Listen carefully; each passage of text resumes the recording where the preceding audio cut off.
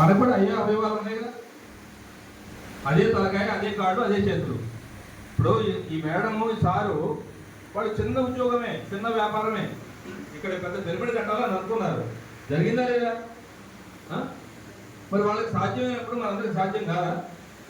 ఒకరికి ఒక పని సాధ్యమైనప్పుడు అది ఎవరికైనా అవుతుంది.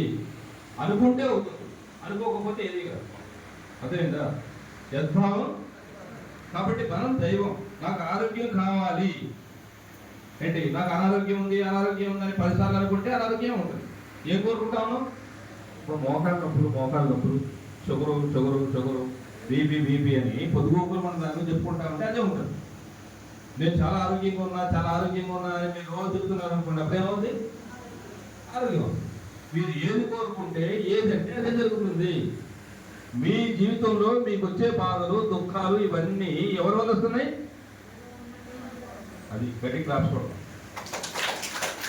ఎవరు ఏది అనుకుంటే అదే జరుగుతుంది వాళ్ళ జీవితంలో. అవునా కదా?